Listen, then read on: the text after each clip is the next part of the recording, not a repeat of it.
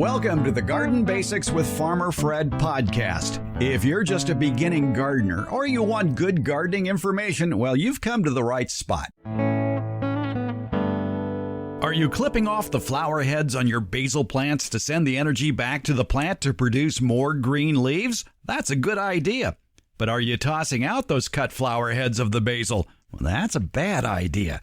How about serving them as a garnish in a salad or a soup? For that matter, why not start serving many of the flowers you might have in your garden on your dinner table? Today, vegetable expert and Master Gardener Gail Pothour talks about all the edible flowers that you may not have thought about munching on. Borage, calendulas, citrus flowers, lavender, nasturtium, apple flowers, rose petals, even using zucchini or daylily flowers for stuffing. And we'll tell you the flowers to avoid munching on as well. College horticulture professor, retired Debbie Flower, explains how to thwart bringing home any soil diseases that you might have in that pile of mulch or compost. It's episode 34 of Garden Basics with Farmer Fred, and we'll do it all in under 30 minutes. Let's go. We talk about food a lot on this program that you raise in your yard. We also talk about flowers as well, because flowers play a very important part in your garden. They attract beneficial insects, for one thing. They attract pollinators as well. They're pretty to look at. But did you know they're tasty as well and can serve as food? There are a lot of edible flowers that you can be growing in your garden. We're talking with vegetable expert and Master Gardener Gail Pothour. And Gail, how did you get interested in figuring out which flowers in your garden are edible? Well, actually, I think it was in 2012, we had an advanced Master Gardener training on edible landscaping. And I was really interested in the vegetable, edible flower portion of that training. We ended up giving some workshops, and so that was the portion that I spoke on. And so I've gotten interested in the flowers. I mean, I grow a lot of flowers, mostly to attract beneficials, but it really hadn't occurred to me that you can eat them. And so I got interested in them as a result of that workshop. I just went out before our conversation here. I went out to the yard and thought I would sample 3 flowers of plants you don't think is being edible. I had a salvia, a sage. I cut the flower off of that. I found a flower on a scented geranium that I brought in, and I brought in a flower from a zinnia. And of the 3, the salvia tasted the best. It had a very minty aroma, and I could see where using the flowers of herbs, especially those that maybe you cut off in order to keep the plant from bolting, could actually be used in soups and salads. I'm thinking of people who have basil, and they religiously go out and they snip off the flower heads off the basil to keep the green leaves producing, but don't throw away those flowers because they can be very tasty. Right. Herb flowers are actually some of the easiest edible flowers that you can use. And probably most people have them growing in their garden or landscape already. You know, we have rosemary growing around as a shrub. And if you have an herb garden, you might grow chives or thyme, savory. I like cilantro and lemon verbena, mint. There's a lot of mints. And if you can eat the leaves of culinary herbs, you can also eat the flowers, and they tend to have maybe a little more subtle flavor than the leaf of the herb. I love pineapple sage, very pineapple-y. I would think that a lot of these flowers are best to use as a garnish, not as a main treat. Yeah, a lot of them you would use as a garnish or in a salad, a fresh salad. So rather than cook with it, you could use it fresh, chopped up in the salad. I like to use the basil and some of my herb flowers in a green salad. I get that herb flavor without it being overpowering. But then there's also some recipes that you can use in like a marinade for fish or that sort of thing. I saw one the other day, rosemary and the sprig and the flowers in a marinade for a salmon, I think it was. So, yeah, you can also cook with them, but I think fresh application often is a little better. Another flowering herb that is very popular, not only for the green part of the herb, but also for the flower, is borage. And they're easy to grow, and those little star-shaped flowers have kind of a cucumber flavor. Right, and you'd eat the flower petals. It's a kind of a real pretty blue flower, and you take the petals off and eat those. The leaves are real fuzzy, and so that tends to bother me to eat something fuzzy like that, but you eat the petals. And actually on probably almost all edible flowers, you would use the petals. You don't use the stamens and all the reproductive parts that are in the middle of the flower. You'd take those out. Some people have an allergy to pollen, so you just want to eliminate those. Just eat the petals. Another popular plant that you don't think of as having edible petals are sunflowers. Oh, I tasted one this morning. I went out and wanted to sample the sunflower I'm growing, and it had kind of a piney, I guess that's the best way to describe, kind of a pine flavor, similar to rosemary, not as strong, but it was reminiscent of rosemary. It was kind of interesting. Eating flowers, it goes back for centuries, doesn't it? Oh, absolutely. It was really common in medieval Europe, and they often used food back then as medicine. So a lot of the things that we grow today, mostly for ornamental, was used for medicinal purposes back a long time ago. I would think then that basically any flower that isn't poisonous or doesn't cause a negative reaction would be considered edible. But how the heck do you determine what's poisonous and what's edible before you eat it? Well, yeah, find a list. I originally started using a book written by Rosalind Creasy. It's called The Edible Flower Garden. She has a whole series of edible books. And she had a great list in there of plants that are toxic and ones that are, commonly eaten. And also, Colorado State University Extension put out quite a lengthy list of edible flowers and a list of toxic flowers. I think Rosalind Creasy had good advice when she stated in her book, if the plant is not on any list of edible plants or on any list of poisonous plants, assume it's not edible. Wouldn't recommend just going out and kind of grazing through your garden because not all flowers are edible. We'll have links in the show notes for this episode of the Garden Basics for Colorado State University's list of edibles, as well as a link to Roz Creasy's book on edible flower gardening. And we'll have a link, too, to the publication you put out through the University of California Ag and Natural Resources, the Cooperative Extension in Sacramento County, called Growing Edible Flowers in Your Garden. So we'll have that list available on the show notes as well for people to check out. I guess the first rule would be sure to positively identify any flower before eating it, just because there are some lookalikes out there that may not be what you think they are. Right. Yeah, proper identification is critical, and use the scientific name because many plants have similar common names. So I would always recommend finding the scientific name for the flower or the plant and only eating those. Common names can be very confusing. Obviously, do not eat any flowers that if you have asthma, allergies, or hay fever. Right. And you also bring up in your garden notes there about growing edible flowers in your garden a very important point, to only eat flowers that have been grown organically because of pesticide residues. Right. That's why it's not recommended that you use flowers that you get from a florist or even maybe a nursery, because you don't know exactly how they were grown, and they're usually not grown for consumption, not the flowers. So pretty much need to grow them yourself.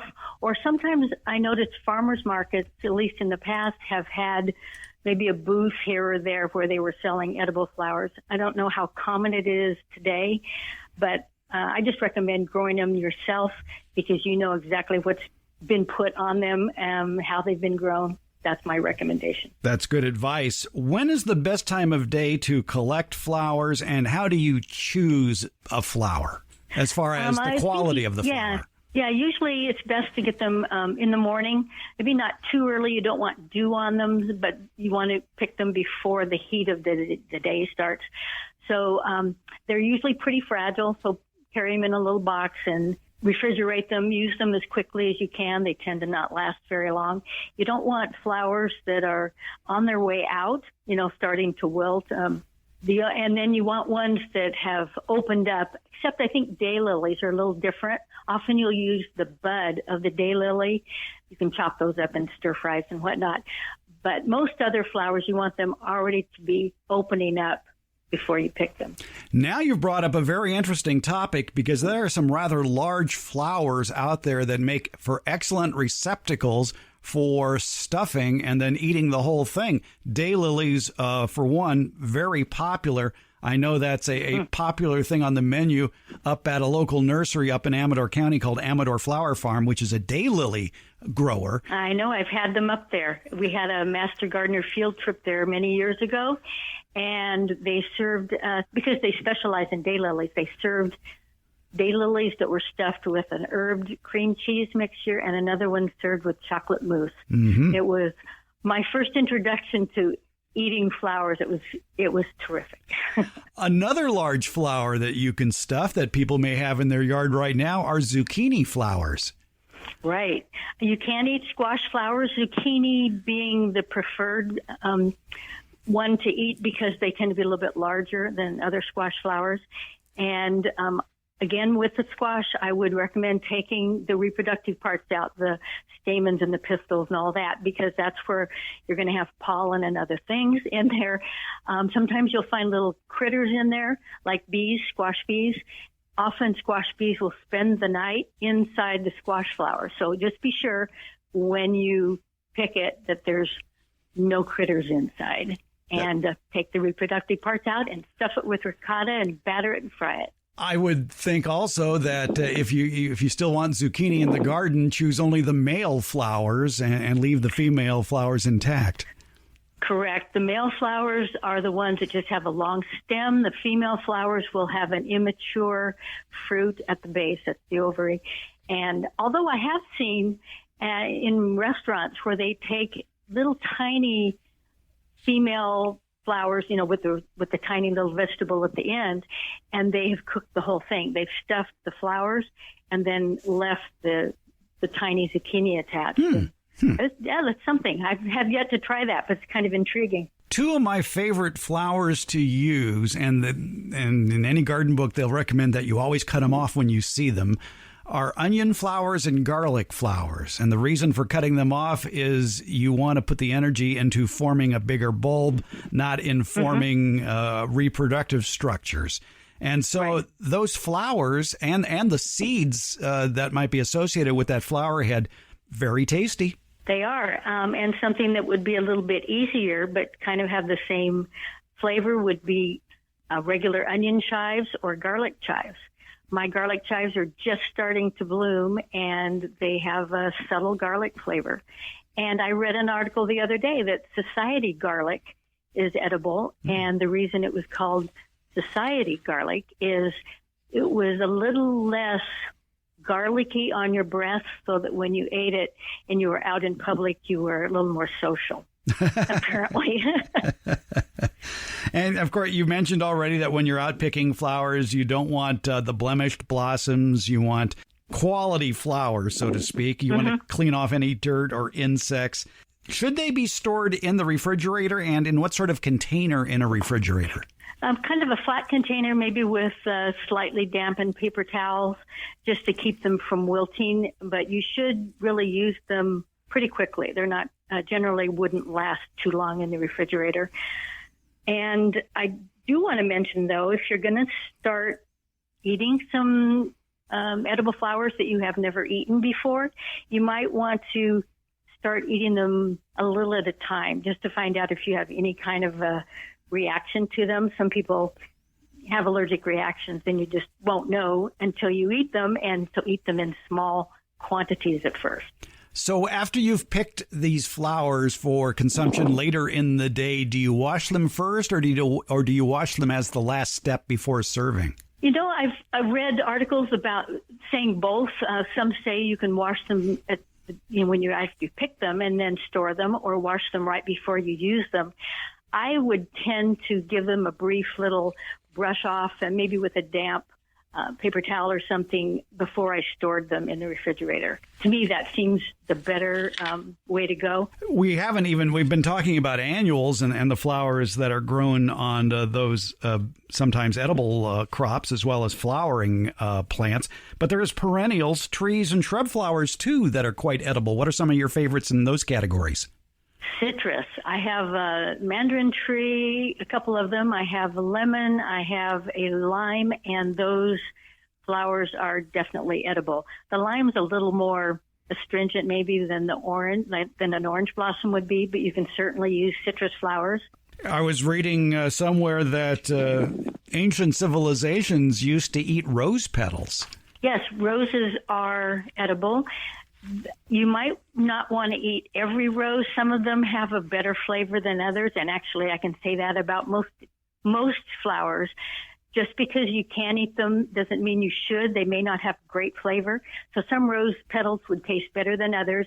And when you take the petal off, there's kind of a little white area where it was attached to the plant. I don't know exactly what that scientific name is, but kind of cut that off because that can be bitter. I noticed that among the spring flowering fruit trees, apples have a very nice tasty flower as well.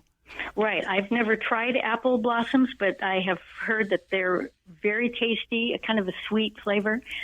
So there's actually a number of trees that have flowers that are edible. Plums. I may go try my thwart tree next year when it flowers to see how those taste. We should reinforce the point, too, that check out these lists of edible plants and make sure that the plant that you are about to taste, A, you've identified it, and B, it's on one of those lists of edible flowers from plants, because there are some flowers to avoid, and you have a rather extensive list there on your handout of growing edible flowers in your garden, which, again, we will link to in the show notes. What are some of probably the more common ones that people might be tempted to eat that they shouldn't be eating? Well, I would think maybe an azalea. Azalea is commonly grown in many areas of the country, and all parts of that plant are toxic. Daffodils, foxgloves. I know they make digitalis for heart medication from foxgloves, so you wouldn't want to eat that. Hydrangeas. A lot of people grow hydrangeas, and hydrangea, all portions of the hydrangea plant are toxic. So oleander, poinsettia, sweet peas. Now, this is the sweet pea vine that you grow ornamentally. You can eat the flowers of garden peas. In fact, they're very tasty, so you don't want to confuse those.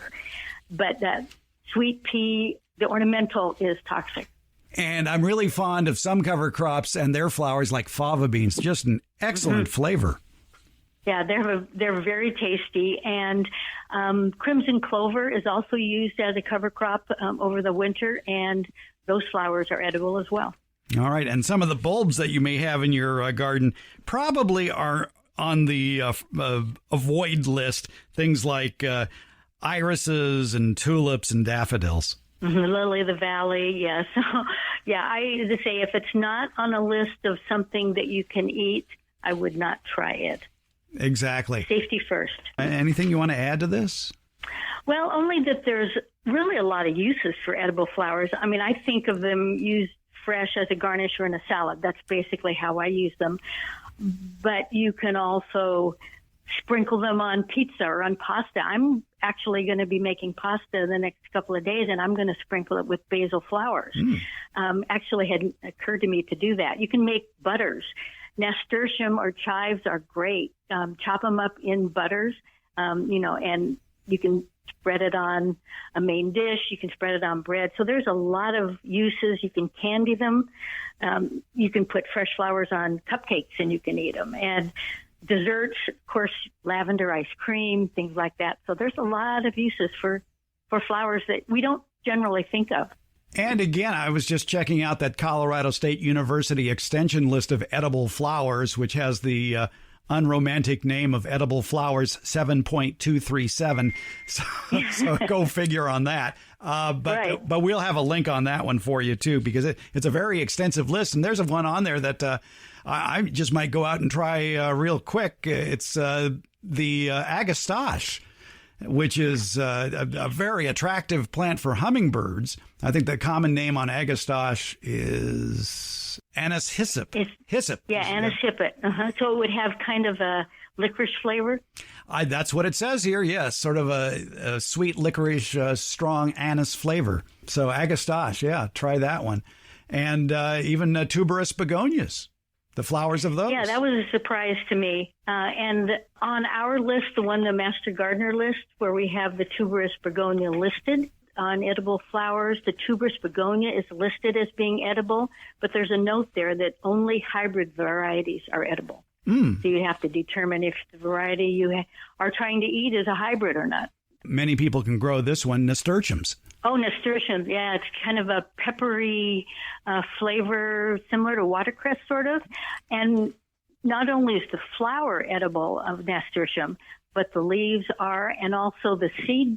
When they start to develop seeds, you can use those and pickle them sort of like a caper.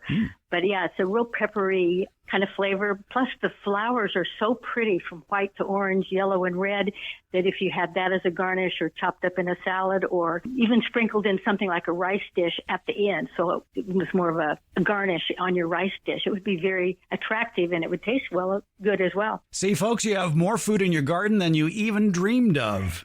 Take advantage of the flowers that are out there. Just be sure that those flowers are on some list that say they are edible, and also commit to memory those that are not edible. You don't want to be eating those.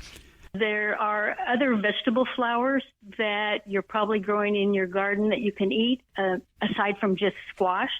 I mentioned garden peas earlier, but kale. In fact, I was munching on my kale flowers this last year, and they're quite tasty. And broccoli. Broccoli actually is the flower head. And when they start to open up these little yellow flowers, you can eat those. You won't find those flowering in a grocery store or a farmer's market. You'd need to grow them yourself in order to have broccoli flowers.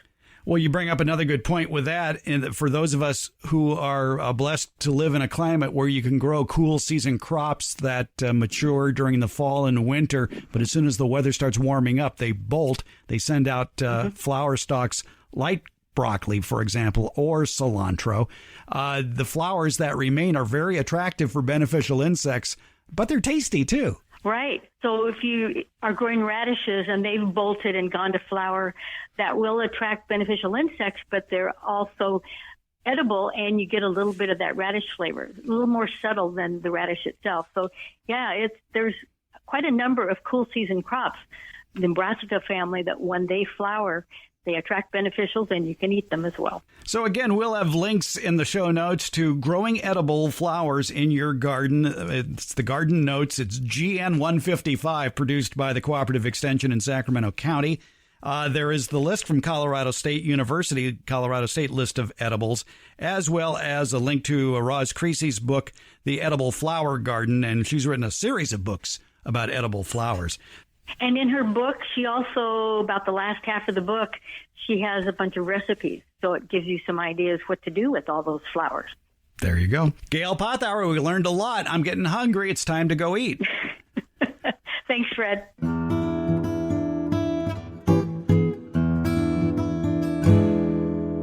The Garden Basics with Farmer Fred podcast has a lot of information posted at each episode. Transcripts, links to any products or books mentioned during the show, and other helpful links for even more information. Plus, you can listen to just the portions of the show that interest you. It's been divided into easily accessible chapters. And you'll find more information about how to get in touch with us. We have links to all our social media outlets, including Facebook, Instagram, Twitter, and YouTube. Also, a link to the farmerfred.com website. That's where you can find out more information about the radio shows. You remember radio, right? Now, if the place where you access the podcast doesn't have that information, you can find it all at our home podcaster, Buzzsprout, buzzsprout.com. Just look for the Garden Basics with Farmer Fred podcast. You'll find a link to it in the show notes. Here at Garden Basics, we like to answer your garden questions because I can just toss them off to our favorite retired college horticultural professor, Debbie Flower. And Debbie, questions have been coming in. People worried about compost and mulch as far as can they spread disease if they spread compost or mulch on their garden? Oh, you always give me the hard ones, Fred. You make me work. I know. I need more time to ride a bike. Yeah. The short answer is yes, they can be spread. Diseases, pathogens, or infectious diseases can be spread by bringing mulch or compost into your yard that contains, the mulch or compost contains those infectious pathogens. The other short answer is that typically it's not going to happen. The conditions needed for that pathogen, and I'm thinking primarily of fungal pathogens like fusarium wilt, let's say. The conditions needed for that pathogen to move from the compost or mulch into the soil, into the plant, in most cases do not exist. Somewhere along the process, that pathogen will die. But there are some ways, you don't, if you have a really beautiful tree that is susceptible to fusarium, you really don't want a chance killing it or infecting it with a fungal pathogen. So even, if the chance is 1 in 100 or whatever. So there are some things that you can do to limit or take the chance of that happening down to zero. And one is to let the mulch or compost dry out, then the pathogen will die, or let it sit and compost and get hot. And I have brought in many loads of mulch from arborists, so tree chippings from arborists' work, have them deposited on my property. And if you let them sit a few days, you can see the steam rising out of the top of that pile. It tends to be a great compost mix. We talk about carbon and nitrogen ratios for compost, and that chopping down a tree that has green leaves on it tends to be the perfect mix of carbon and nitrogen for a compost pile. So I just leave it there and let it compost for a while, and that hotness will kill the pathogens in the pile. That makes me feel better that even if I'm bringing in something that potentially has a disease in it, that disease has been killed by that process. Finally, chopping or grinding the material, letting it sit for 3 days or longer in a pile so that it heats up. And if you really want to take it to the nth degree, have your mulch or compost on a hard surface, not on soil where it can actually pick up more diseases, and keep it covered so that more diseases can't enter it from the top. But there is very little, if any, evidence that diseases are being passed from mulch or compost to live plants in the garden. Yes, they can be carried in that material, but between the complicated process to get from the material to the plant and the handling of the material, the fact that it's chopped, the fact that it's allowed to sit and heat up, all lead to very ineffective infestation of the plant. So basically the answer is no, it doesn't happen. Yeah, you mentioned fusarium wilt, and another concern would be verticillium wilt, which affects hundreds of plants, including your tomato garden.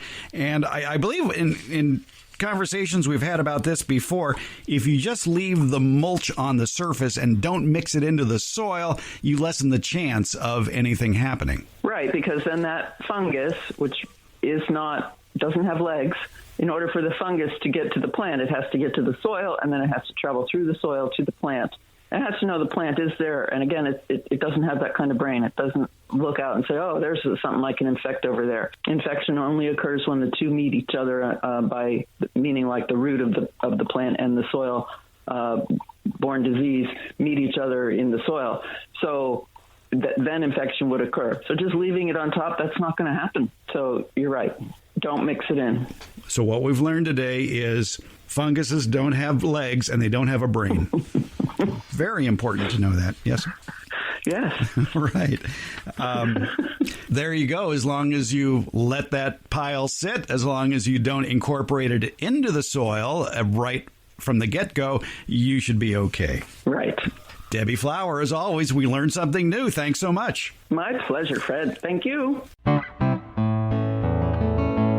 Garden Basics comes out every Tuesday and Friday, and it's available just about anywhere podcasts are handed out, and that includes Apple Podcasts, Google Podcasts, iHeartRadio, Overcast, Spotify, Stitcher, TuneIn, and hey Alexa, play the Garden Basics with Farmer Fred podcast, would you please?